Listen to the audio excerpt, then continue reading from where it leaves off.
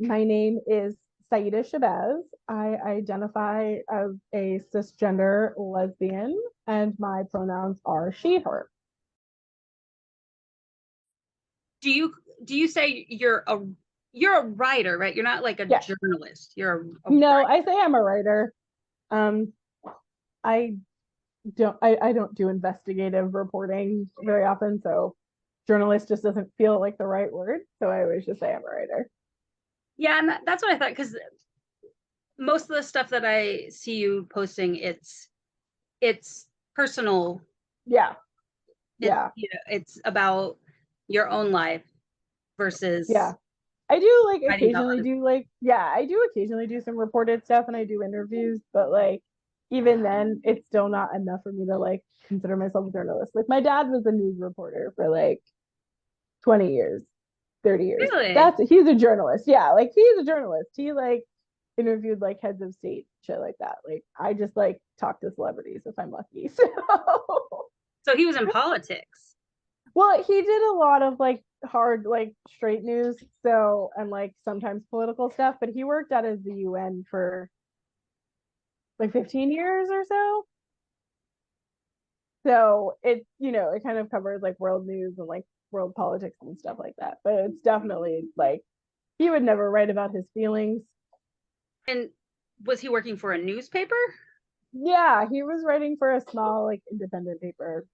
Okay. So yeah, so it was pretty cool to have that be a part of my adolescence because I got to hang out with him at the UN a bunch, which was really fun. And did that influence you becoming a writer? Absolutely not. I went to school to become an actor. Which is I also wrote, storytelling. yeah, I mean, I wrote for fun. I wrote fan fiction in high school and college, for shits and giggles. And then acting was just not working out for me.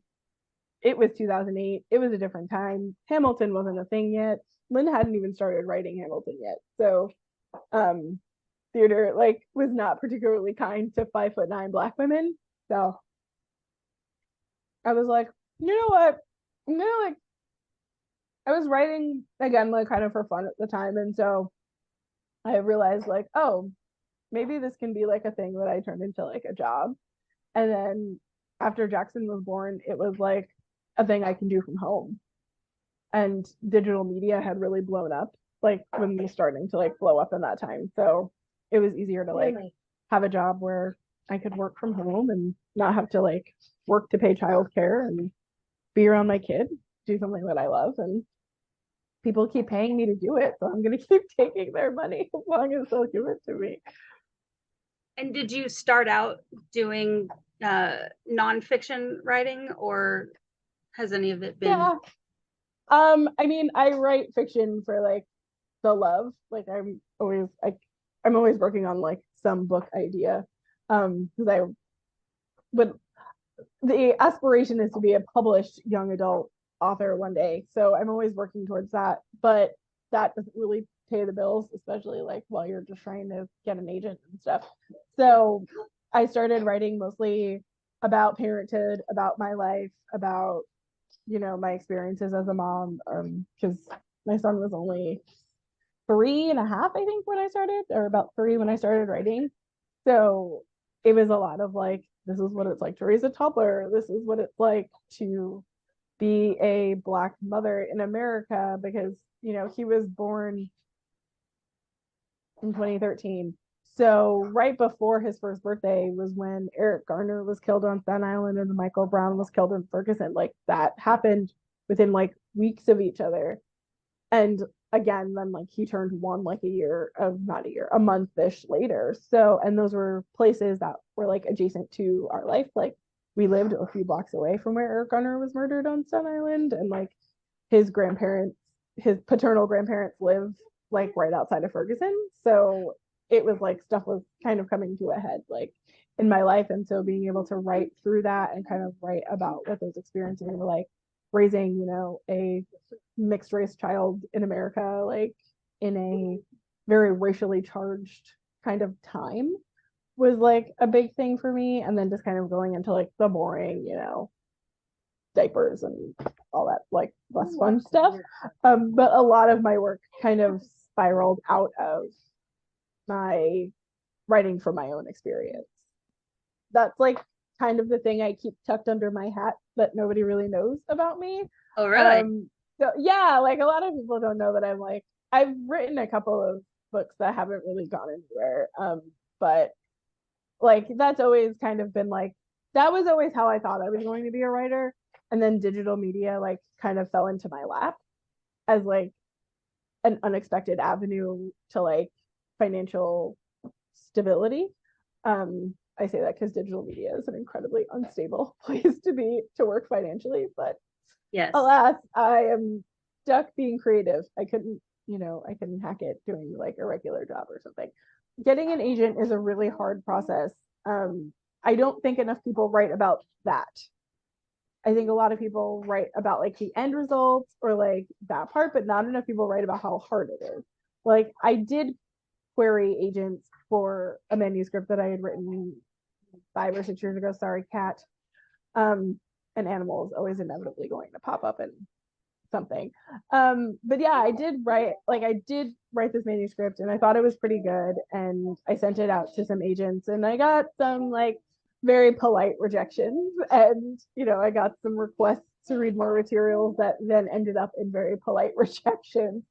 But I don't think we talk enough about that part, like how hard that is and how like demoralizing it can be because sometimes it's like, oh, you think you're really good at something, or you think it's a good story, or you think that there's something to it, but then when there's not, or like when someone doesn't see that, or they're like, this is really great, but it hurts a little. Like rejection hurts. We're only human. So, and like it's a long process and you don't always get to know the why. Like if an agent is saying no, like thanks, but no thanks, you don't always know why. It's like, did they, I did have one agent who was like nice enough to be like, you're a really great writer and like you have really great credentials, but like I didn't emotionally connect with the story, so I can't represent it. That's impressive that they were honest about that. Yeah. And I mean, like if you follow book agents on Twitter or like any other social media, they'll like give you like 17,000 different like, here's what it all like, here are all the possibilities of why we reject your book. So it was nice to like have someone not just be like, general form and like say, you're a great writer. It's really strong. Like these are, but if they don't connect, then they can't sell it for you. And that's a really valid, reason. But I think again, it's like we just see the end result and we don't always like being like regular people, especially who don't understand how publishing works, just see the end result and they don't see like all of the work that goes into like getting to that point and then the heartbreak and the, going back and trying again and the rejection and like TV does a really bad job. Like TV movies do a terrible job at portraying what the publishing industry is like. Like you would think with the advent of social media and how many publishing professionals share on social media that like they'd get better at it, but they're really bad. Like it is consistently bad that no matter what facet of the publishing industry they're talking about, they get it so ethically wrong. It doesn't really follow a certain formula either. Every person's experience is different and it's a flow chart of how it can go. And so you really look to someone else and say, what did they do to get their book out there? Because every single you're basically writing the map as you're doing it. Right. And it's not the same from book to book, even if you are the same person. Like you have to get a certain amount of books under your belt and you have to reach a certain level of prestige for there to be some sort of like sense to it. But like, yeah, you can get an agent tomorrow and it takes a year to get the book ready to pitch to an editor. And then you have to go through all these edits, and that could take another year and a half before it's ready to sell. And then if it sells, like how much longer does that take? And then when they decide, okay, we're going to buy this, when do they set the date for the publishing date. Like all of those things are components. And that like really also like affects the finance end of things because people also have like they know so little about how the publishing industry is structured, but they know even less about finances. Most writers, even if they are published, even if they are on the New York Times bestseller list, have no money. They're broke. Like you don't go into writing for the money. I always try to explain to people, like, for example, thinking in the young adult space, the book The Hate You Give, that was an exception to the rule. Like the fact that 13, I think it was like 13 publishing houses were fighting over it. The movie was like, the movie rights were sold like the same time. Like that is not normal. That is the exception to the rule. For every like one of those, there's like 7,500 books that don't ever get that level of recognition. And the goalpost is constantly changing because publishing, like every other creative industry, is constantly changing, but it's always about following the money. So there's like a lack of financial investment in books, especially books for teens and children. Now it's to a point where if you have to be like a really prominent writer to get Barnes and Noble to stock your book in a store. With like streaming and TV and movies, it's like they don't give you, they're taking away our autonomy as readers and as viewers and as consumers because they are following this like imaginary financial trajectory that is now like, you know, for TV and like movies and stuff is coming back to bite them in the butt. And I'm sure it will happen with publishing when they stop banning books. So there's also that. Well, and the death of bookstores as well. We don't really have as much opportunity to browse anymore. Yeah. You have to know what you're looking for or have read something similar. Like sometimes on Amazon, if you read something, it'll say people who read this also read, bought this. Or maybe if you're on Goodreads, it'll suggest something, but it's like you still have to like dig through a lot of that stuff. Yeah. And I mean, the thing is now is like, I guess what their logic might be is that there's so many like book talkers and bookstagrammers and like book Twitter is a thing. And so they think that readers are going to these places first to like get recommendations. But that's not how everyone reads. Like that's how I get a lot of my book recommendations. I will say it's through social media. But I still like walking into a bookstore, whether it be a Barnes and Noble, whether it be my local indie, because there can be authors that like their first movie will get like their first book gets made into a movie. Like that's also really rare. A lot of authors get the rights to their books bought for television and movies and then they die in development or they like never make it past the acquisition phase. Like that happens a lot too. So like you can't bank on any of that like happening. You just have to write books, you have to do it for the love first. And like I know a lot of especially young adult or children's authors who still have jobs. Like they haven't gotten to a point in their careers where they cannot also have to work because that's one how little money they get. And again, like with the timeline of like, well, this takes this long and this takes this long, that's what happens with your money too. So it's like you get paid up front, you get paid on delivery, but it's a small amount of that larger amount. You still have to pay out your agent, you still have to pay this, like you still have to pay taxes.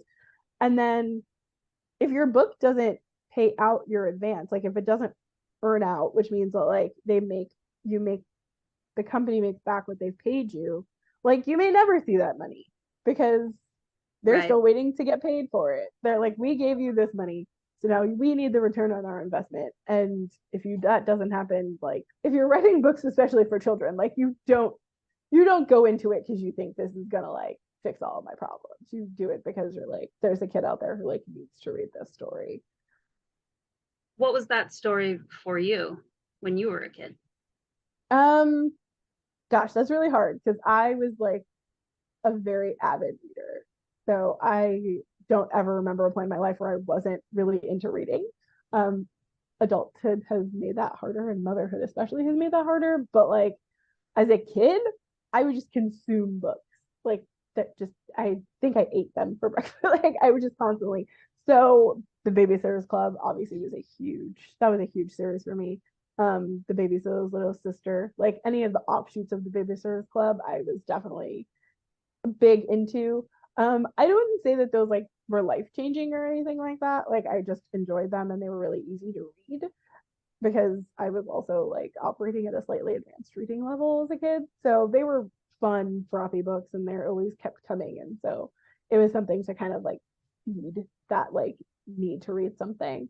I think for me, like there's a couple of books I think that changed how I viewed books and changed what I thought was like possible.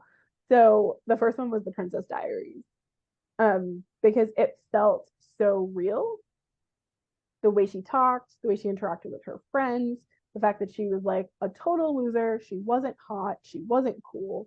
You didn't really see that anywhere else as a teenager who was not hot and was not cool. Like I really, even though she was white and I was black, and I definitely did not have my dad turn around and be like, "You're a princess."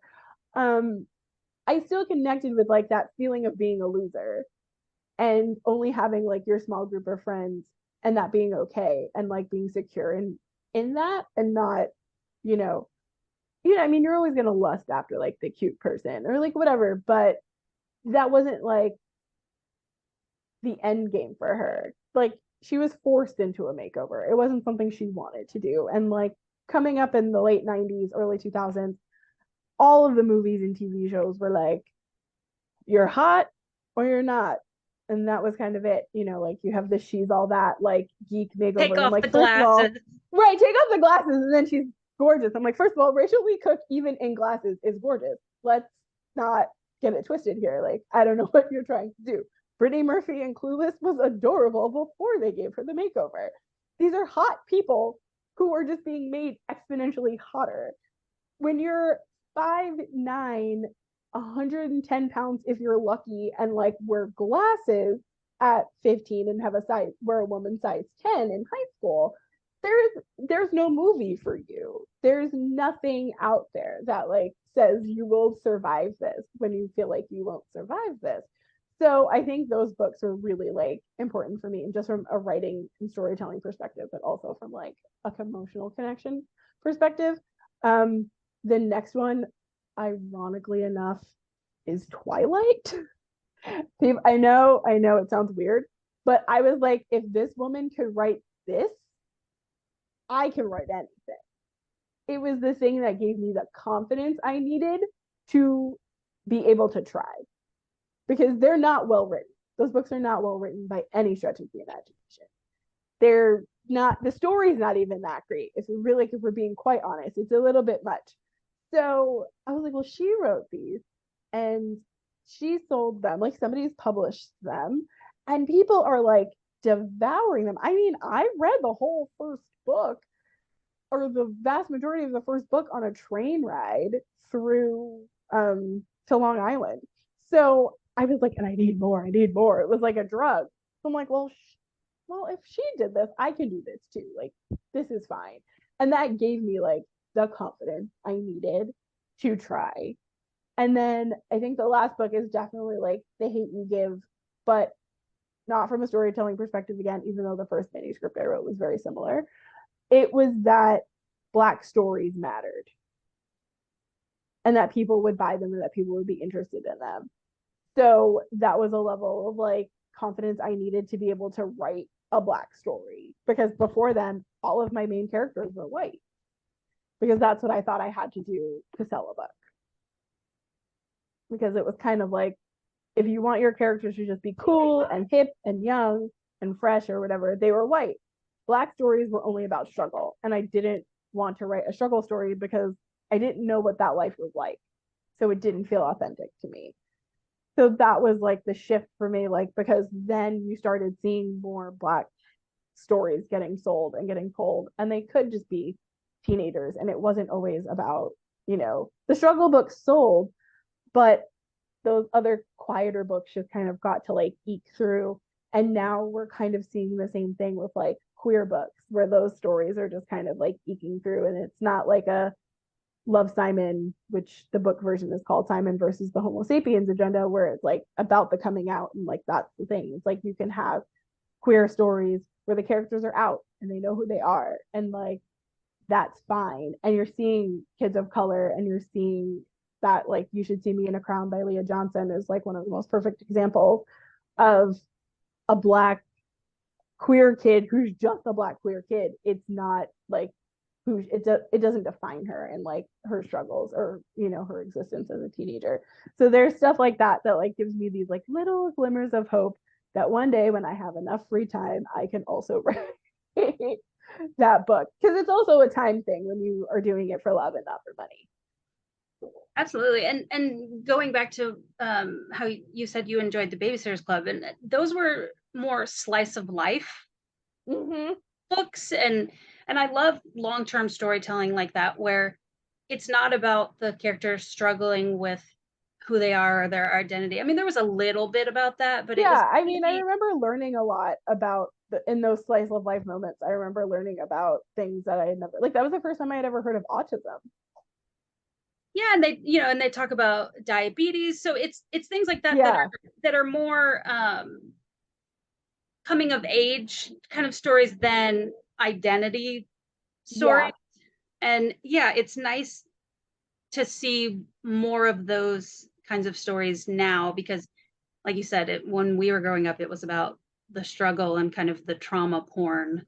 Yeah, or even just like the only characters who got to just be who they were like white, straight, cis, and hot.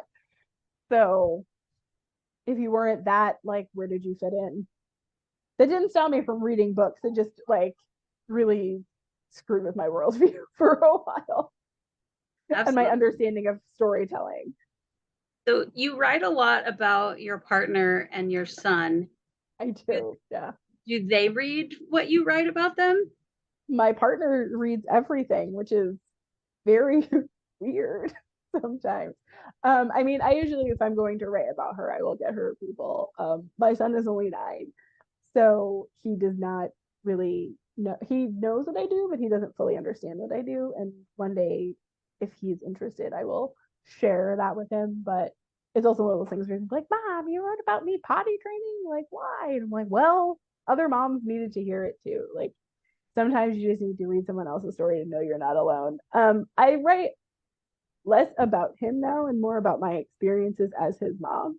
That's like the shift of your kid getting older, is because it's less about like the day-to-day kind of stuff and more about like how you get through the hard stuff or how you get through like the big stuff. As because when kids get older, the like stuff gets bigger. It's less like tantrums and like more like, well, now we have to have the talk, or, you know, and friends and relationships and interactions and like how they move through the world and like what it's like to be the person who has to like create a moral compass for someone else, and like the stress of that. Like, that's really where I'm at in like parenting, is because like I'm raising a person now. Like, he's not a blob. He's not a person who doesn't understand the world. He's starting to understand his surroundings and the way he interacts with people and the way he fits into the world.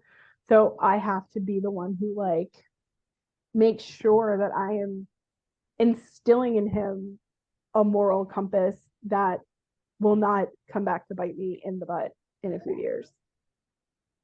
And that's incredibly hard. So that's kind of where the shift happens. Like, now raising a kid who's going into double digits and we're approaching puberty and like all of these things, that now I'm like, oh, how does that shift my work as well? But no, he doesn't. I don't think he'll ever actually care about what I do. I mean, like I said, I'm the child of a reporter, and I think I've read maybe 2 things my dad's ever written. So if you could go back and talk to yourself when you were starting as a writer, what piece of advice would you give yourself? I think I would tell myself to not narrow the scope of my work. Because as much as I try to get away from parenting, it keeps pulling me back in. Like, as much as I'm like, no, I do other things. I write about entertainment. I write about social issues. That's the thing that just kind of keeps pulling me back in, because that's the thing that I put out into the world, and that's the thing people know about me. Like, I was so excited to start writing at Auto Straddle because I was like, I just get to write about gay stuff. And then it turned into, so you're a mom, right? And I'm like, I am. Yeah. I'm like, well, I mean, it's I still get to do the other stuff, but like that having a parental perspective was like a huge selling point as to why they wanted to bring me on the team. And so I was like, fine. I enjoy writing my column because I get to write about whatever I want. And so that's cool. And it's people are really like clamoring for it because there's not a lot of queer parenting content out there. It's just one of those things where I wish I had like tried a little harder at the beginning to expand so that now I'd have more avenues, especially like for the purposes of income, to like not just kind of be stuck in one space. Okay, so now I want to ask you some either or questions. Okay, cool. Okay, Word doc or Google Doc? It depends. For online articles, I use a Google Doc, but if I'm writing my book, I use Word. Pen or pencil? Pen. I hate pencils. TikTok or YouTube? Neither. I am a millennial and I'm old, so I get most of my content from Instagram. Okay, would you pick Instagram over Twitter? Yes, probably because Twitter, as much as I love Twitter, it gives me a headache. So I can only be there in short increments. I love Twitter. I'm so I afraid love it. I you mean, would you leave can't us. get me to like, yeah, like you can't get me off of there if you paid me, but like I can be there. I have to do it in like 15-minute increments 75 times a day. Because if I read too much, then I get angry. My blood pressure starts to go up. Instagram is nice. I see my little cat videos, watch my little cake decorating videos, watch my little puppy videos, and then I'm like, Notes app or send a message to yourself? Notes app. I have a lot of random things on my phone. I text or email myself. I never open my notes app. I can't, like, they would just get lost. I get too many emails. Loose leaf paper or bound journal? Bound journal, even though I used to write on loose leaf paper in high school and then staple like these big chunks of paper together. But I also am just really, I love a 5-ring binder, or like I love a like ringed notebook. That's like composition books are fine, but I love a like Mead 5-star like notebook. That's where my heart is. I have a million of them laying around my apartment. There's a cat on my desk. There's always a cat.